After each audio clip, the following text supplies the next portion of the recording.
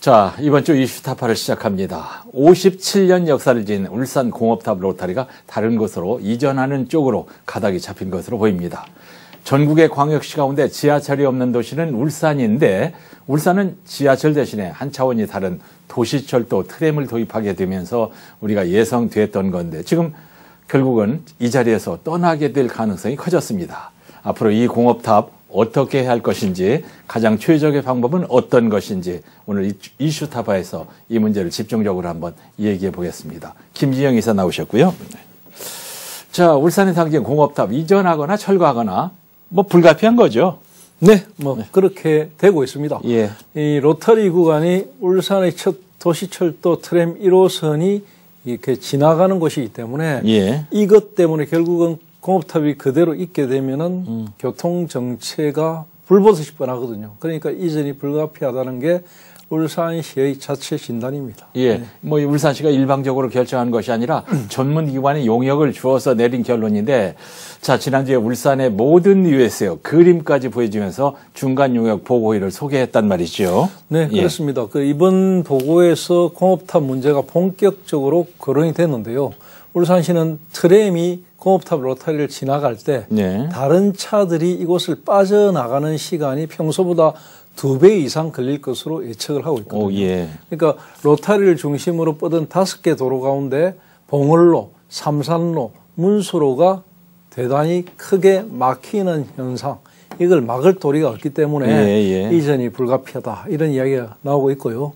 트램은 출퇴근 시간에는 10분마다, 그 외에는 15분마다 로터리 구간을 지나가게 되거든요. 그러니까 결국은 10분, 15분마다 결국은 그쪽에 교통 정체가 생긴다는 거고, 출퇴근 시간 10분마다는 굉장히 더 심각하거든요. 이때는 이제 병목 현상이 생겨버리면 이게 풀리는데도 시간이 많이 걸리기 때문에 결국 이것이 반복되는 출퇴근 시간은 그야말로 교통 지옥이 되는 거죠. 그래서 철거나 이전이 불가피하다는 이야기입니다. 예, 이제 그림을 그리면서 이제 그 설명을 해주던데, 그거 들어보니까 공업탑 놔두고 트램이 돌아갈 수도 없고 탑이 비켜줘야 되겠더라고요. 자, 울산 도시철도 트램 계획이 어떻게 잡혀 있죠? 도시철도 부분의 1호선은 뭐 여러 가지 많은 보도가 있었는데요. 일단 2026년에 착공해가지고 내년 한 해 동안의 준비기간입니다. 준비기간을 2026년에 착공해서 2029년에 개통을 목표로 하고 5년 있습니다. 뒤입니다.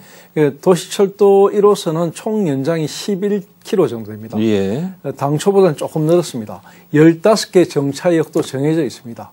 15개 정차역이 딱 만들어지고요. 그 노선이 현 공업탑 로터리 중심부를 통과합니다. 그래서 공업탑 이전이 불가피하다는 이야기가 나오고 있고요. 지금 세워진 도시철도 계획을 보면은 태화강에서 공업탑 로터리 그리고 신봉 로터리까지 11km입니다. 지난해 시가 기본 계획 수립 용역에서 제시했던 한 그때는 10.99보다는 조금 늘었습니다. 한 500m 정도 늘었습니다. 이 도시철도 1호선은 그 무가선 수소 전기 방식으로 태화강역에 차량 기지를 두고 있는데요. 잠깐만요. 이제 처음 듣는 얘기니까 무가선 수소 전기 방식이요?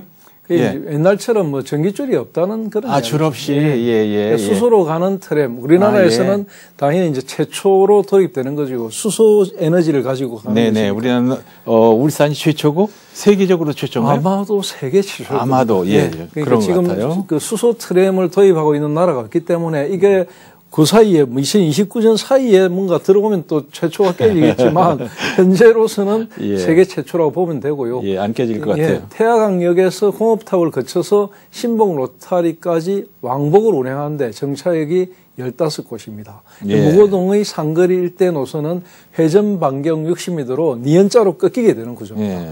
그러니까 앞으로 건설되는 도시철도 2호선을 고려해서 번영로역은 2호선하고 교차하는 환승 시스템을 갖추게 되는 그런 형태로 만들어집니다. 11km 거리에 15번 정차하면은 아마도 지금의 이제 시내버스 정거장 거리 그 정도 될 것 같은데 5년 뒤인데도 벌써 정거장이 15개로 정해져 있네요. 조금 변화는 있겠죠. 뭐 중간에 아주 뭐 돌발 변수가 생기면 또 변할 수 있겠지만 일단 네. 한 15개 정도 쓸 것으로 보이고요. 예. 자, 문수로 번영로 도심 주요도를 관통하게 되니까 체증이 생길 수밖에 없는 구조인데 이런 걸 최대한 감안해서 여러 가지 방안을 세웠을 거 아닙니까? 네. 뭐 여러 가지 방안 만들고 고민도 지금 많이 하고 있고 또 계속 추진하고 있습니다. 이게 결국은 뭐냐면 우회로 건설이거든요. 이 번영로를 관통하는 이 구간을 좀 도심에서 굉장히 교통량이 많은 구간인데 이 구간을 좀 우회하는 도로들 이런 걸 연구를 많이 하고 있습니다. 그래서 울산시 같은 경우는 공업탑 로터리 혼잡을 고려해서 남구 무거동 옥동지구에서 남산 레포츠 공원까지 2.7km 이 부분에 문수로 우회도로 신설을 계획하고 있고요. 아하. 또 이런 우회도로뿐만 아니고 지금 예로하고 연결되는 부분에서 지금 공업탑 로타리에서 예로로 바로 들어가는 그런 것도 지금 구상하고 있고요. 여러 가지 그 구상을 하고 있습니다. 그런데 문제는 이런 우회로 정도로 이 문수로와 번영로 이런 데의 정체 현상을 극복하기에는 좀 역부족이다. 어렵다 이거죠? 네, 그런 겁니다. 그러니까 결국 정체 해소의 근본적인 방법은 결국은 로타리를 어떻게 할 것인가, 이 공업탑이 있는 이 부분을 어떻게 할 것인가. 지금 현재의 로타리 방식으로는 방법이 없다. 그래서 평면교차로로 전환하는 게 최적이다. 그것이 이번 용역 발표에서 본격적으로 거론한 것이고 그런 쪽으로 추진하려는 방향성을 정한 것 같습니다. 예, 큰 가닥을 잡았어요. 어떤 도시를 가보면은 5년 전이나 10년 전이나 똑같은 도시도 있지만 울산은 지금하고 1년 전하고 마구 이제 달라진단 말이죠. 용역업체가 이런 걸 충분히 반영했을 텐데 용역 보고에서 나온 얘기들 좀 자세히 좀 소개를 해 주시죠. 용역 보고에서 나온 이야기는 이제 우리 울산의 현재 상황을 잘 드러내고 있습니다. 도시철도 1호선 건설 대비 사전 교통 체계 효율화 방안. 이게 이제 용역의 제목이거든요. 용역의 제목인데 이 중간 보고 결과에 따르면은 공업탑 로타리는 최근 3년 동안의 조사를 해보니까 2021년부터 23년까지 152건의 교통사고가 발생했습니다. 이 가운데 87% 거의 대부분이 로타리에 진입하면서 진입 구간에서 사고가 납니다. 그러니까 로타리라는 것이 가지고 있는 한계가 무엇인가를 잘 드러내는 부분이 바로 이거고요. 주목할 부분은 2021년 9월부터 올해 9월까지 3년 동안의 공업탑 로타리에서 발생한 보험금을 노린 사고. 창피해요. 이게 전국적으로 울산의 공업탑 로타리가 교통지역이거든요. 그러니까 그러다 보니까 보험금을 노리는 사고도 많다는 겁니다. 무려 43건으로 전국 교차로 가운데 1등을 차지했습니다. 그러니까 불명예적인 건데 어쨌든 그렇고요. 현 로타리 체계를 유지한 채 트램을 도입할 경우에는 로타리 내부의 대기 공간이 줄어들고 또 신호 혼란, 차량 간의 엇갈림 이런 부분이 심화되어 가지고 교통체증과 사고 발생이 더 심화될 것이다. 이렇게 예상된다는 진단도 나와 있습니다.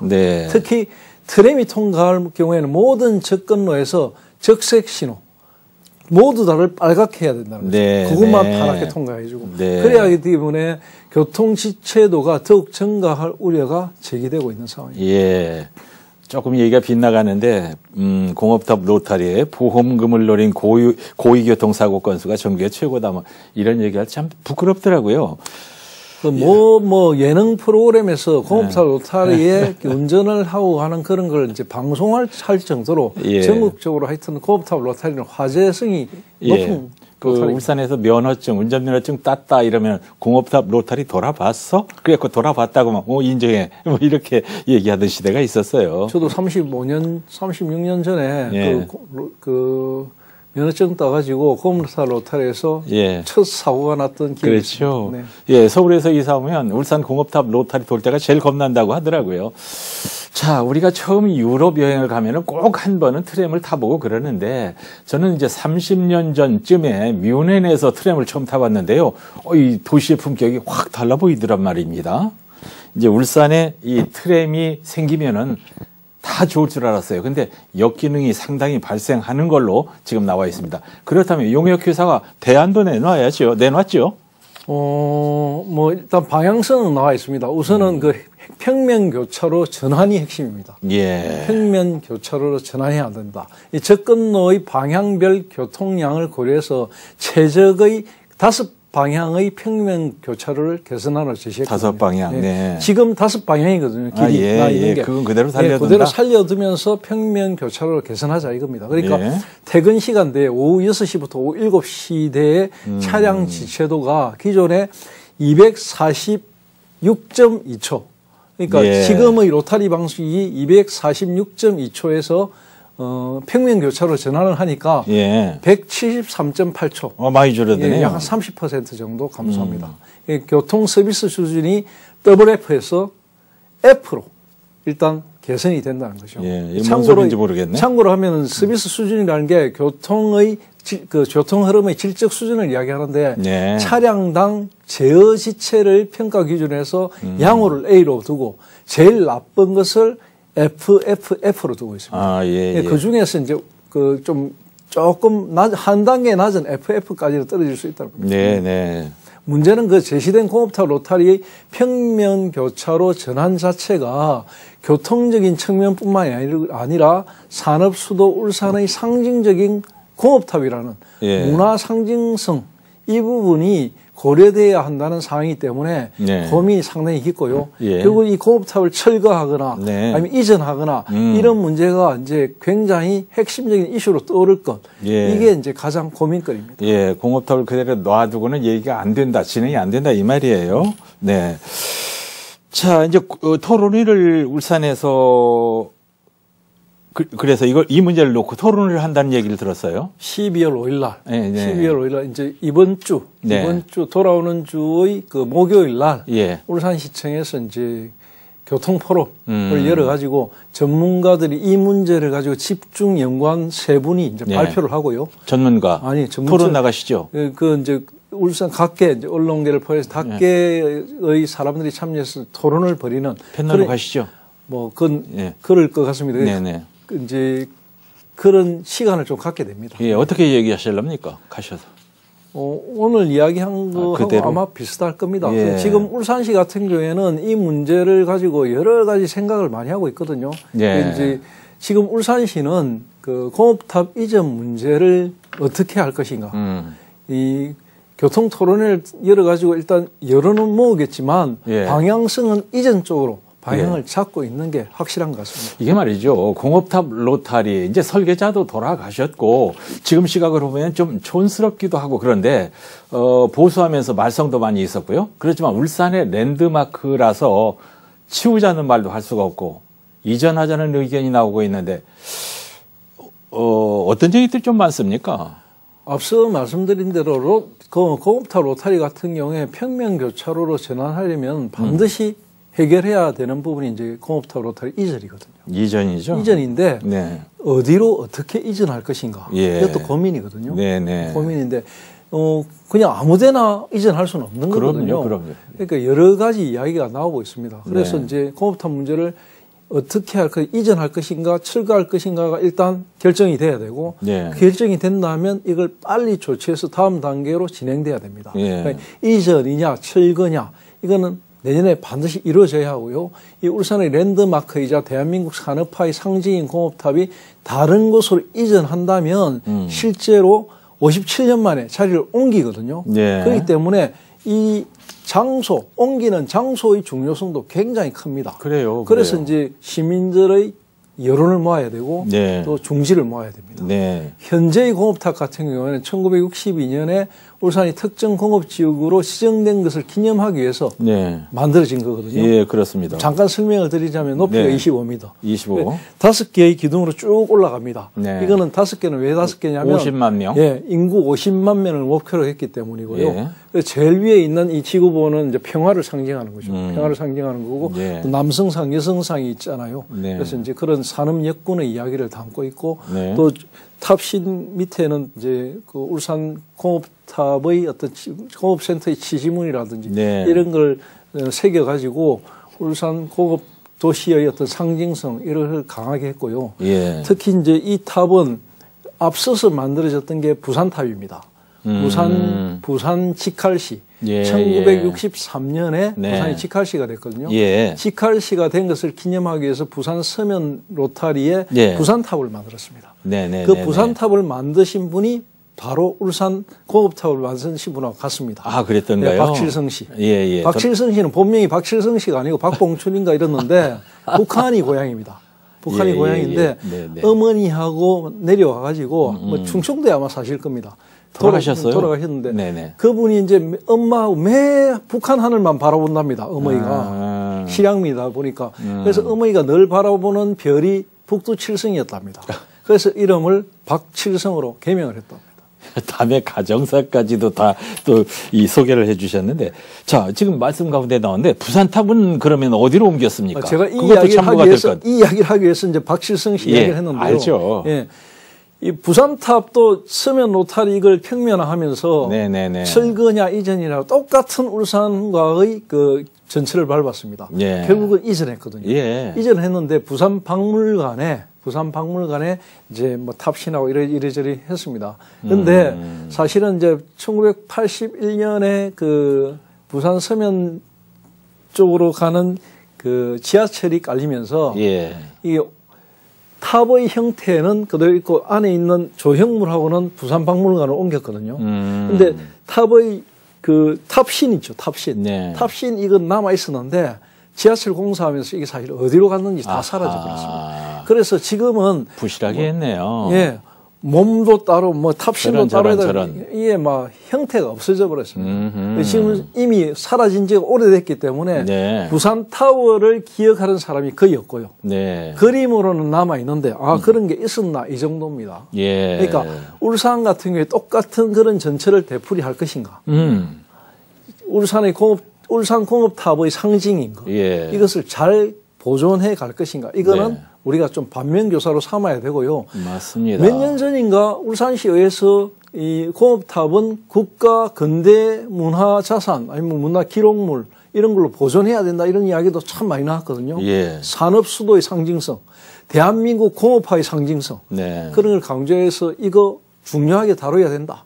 그런 의미에서 이번에 이전을 하면 제대로 이전해가지고 네. 그렇게 잘 좀 관리가 되었으면 하는 바람입니다. 예. 자, 그러면 말이죠.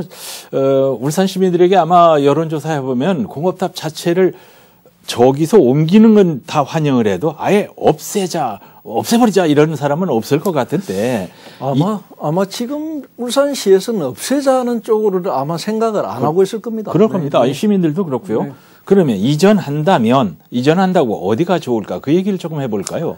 울산시에서도 이 부분을 두고 여러 가지 고민을 하고 있는 게 사실이거든요. 그래서 예. 지금 교통포럼도 열고 전문가들에게 이 용역도 하고 연구도 맡기고 뭐 이렇게 하고 있거든요. 네. 그런데 이제 지금 여러 가지 상황을 봤을 때는 철거보다는 네. 이전 쪽으로 방향을 잡은 것으로 보이고요. 예. 근데 실제로 지금 신봉 로타리 경우 얼마 전에 철거하지 않았습니까? 예. 그건 완전히 탑신부터 쏴그리 다 없애버렸거든요. 네, 쏴그리. 예, 그건 이제 보존 가치가 조금 떨어진다. 그래가지고 이제 완전히 철거해버렸는데, 네네네. 그 철거하고 나서 한 몇 달 지난 다음에 조사를 해보니까 교통사고가 35%가 줄었습니다. 줄고. 네. 그러니까 효과가 있거든요. 네. 그러니까 이거는 이전이 맞는데 이전을 어디로 할 것인가가 고민이죠. 그래서 네. 지금 나오는 이야기는 네. 최적의 이전지가 울산 대공원이라든지 대공원. 아니면 박물관이라든지 박물관. 아니면 태강역 광장이라든지 예. 이런 것이 지금 한 3군데 정도가 거론되고 있습니다. 저마다 장점은 장단점이 있습니다. 자, 울산 대공원, 박물관, 태화강역 광장. 이렇게 세 곳의 이전 예정지를 특정했는데 이제 나름대로 이제 근거가 있을 테고, 자, 저는 이제 태화강역 광장에 한 표를 주겠는데 김진영 이사께서는 어디다 한 표를 줄 수 있습니까? 시민들 투표를 해가지고 예. 3개 1, 2, 3번을 두고 예. 투표를 하는 게 참 좋은 방법인데요. 김진영 이사의 의견을 물어봤어요. 네, 그런 식으로 이걸 주민투표하기엔 좀 문제가 있으니까 예. 일단 전문가들의 의견이라든지 아니면 울산시가 생각하는 최적의 방향이라든지 네. 앞으로의 미래의 여러 가지 성격이라든지 이런 걸 좀 봐야 되거든요. 예. 제가 이제 시간이 조금 남아 있으니까 분석을 해보면 네.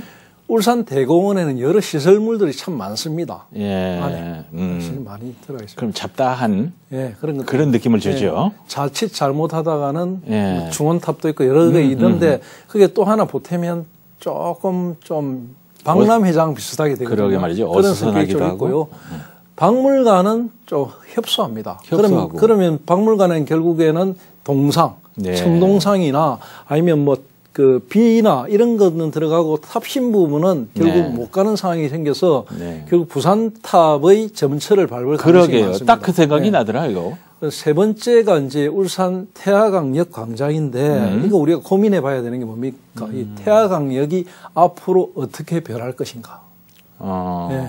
태화강역은 동해안의 거점역이 될 겁니다. 예. 동해선이 내려오고 예. KTX 이염이 지나가고 예. 또 이제 앞으로 그 부산과 울산 그리고 이 경남을 아우르는 광역철도의 또 노선이 될 것이고 예. 또 가덕도로 가는 철도까지도 깔릴 수 있는 것이고 예. 여러 가지 이제 확장성이나 발전 가능성이 굉장히 많은 것이고 울산 시민들이 앞으로 10년 후에 태화강역에 지금보다는 수십 배의 인파가 모여들 것입니다. 예. 아마도 철도의 시대가 점점 더 강화될 것이고 거기 또 트램의 종점이기도 하고 출발지기도 합니다. 예. 그러니까 트램, 광역철도, 또 뭐 그냥 전철 이런 모든 것이 집합하는 게 태화강역이 될 것이거든요. 예. 그래서 일부 사람들은 지금 태화강역을 왜 태화강역이라 하느냐, 울산역으로 이름을 돌려줘라 이런 이야기 하지 않습니까? 예. 그런 상징성을 감안한다면 태화강역에 지금 가보시면 태화강역 광장이 굉장히 헐빈합니다. 예.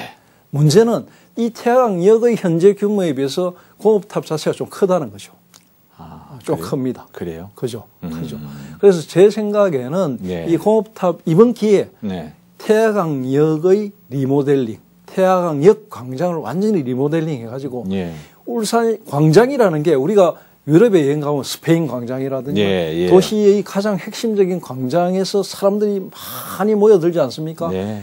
그런 어떤 문화의 광장 역할을 할 수 있는 그런 어떤 태화강역을 좀 이번 기회에 완전히 시민들에게 새롭게 돌려주는 광장으로 바꿔가지고 예. 공업탑도 거기로 옮기는 작업.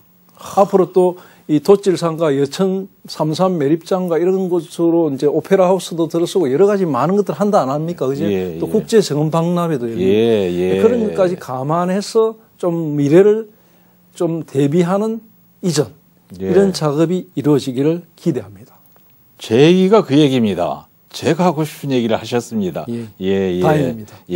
하여튼 그 10월 5일, 아니, 다음 달 5일이라고 했습니까? 거기서 나오는 얘기 가지고 또 한번 얘기할 수 있는 기회가 됐으면 좋겠고요. 네네. 자, 오늘은 앞으로 5년 뒤에 울산을 달리게 될 수소트램과 함께 울산의 상징물인 공업탑을 어떻게 할 것인지 울산매일 김지영 이사와 얘기해 봤습니다. 시청자 여러분, 김지영 이사님, 감사합니다. 고맙습니다.